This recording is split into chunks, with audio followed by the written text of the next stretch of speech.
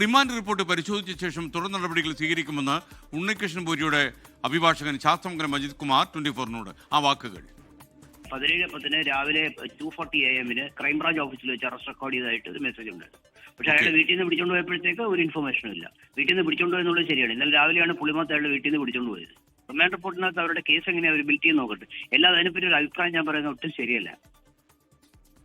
ശബരിമല സ്വർണ്ണക്കൊള്ളയിൽ ആരൊക്കെ പ്രതികളായാലും അവരെല്ലാവരും നിയമത്തിന്റെ മുന്നിൽ വരുമെന്ന് ദേവസ്വം മന്ത്രി VN വാസവൻ. ആ വാക്കുകൾ: നിയമത്തിന്റെ ദൃഷ്ടിയിൽ കുറ്റവാളികളെല്ലാം വരണം.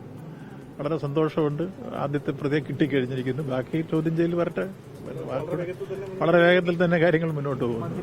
ബഹുമാനപ്പെട്ട ഹൈക്കോടതിയുടെ മേൽനോട്ടത്തിൽ SIT പ്രഖ്യാപിച്ചപ്പോൾ തന്നെ വളരെ സമഗ്രമായ അന്വേഷണം സമയബന്ധിതമായി നടക്കുമെന്ന് നമ്മളെല്ലാം പ്രതീക്ഷിച്ചു. അതിനനുസരിച്ച് തന്നെ വളരെ വേഗത്തിൽ അയാളുടെ അറസ്റ്റ് ഇന്നലെ രാത്രി തന്നെ നടന്നിരിക്കുന്നു. ഇന്നിപ്പോൾ കോടതിയിൽ ഹാജരാക്കുന്നു. ബാക്കി അന്വേഷണത്തിലൂടെ വരട്ടെ പുറത്ത്. ആരൊക്കെയുണ്ടല്ലോ അവരെല്ലാം വരണം. ഒരാളും വിടാൻ പാടില്ല. അത് തന്നെയാണ് ഗവൺമെന്റ് അഭിപ്രായം.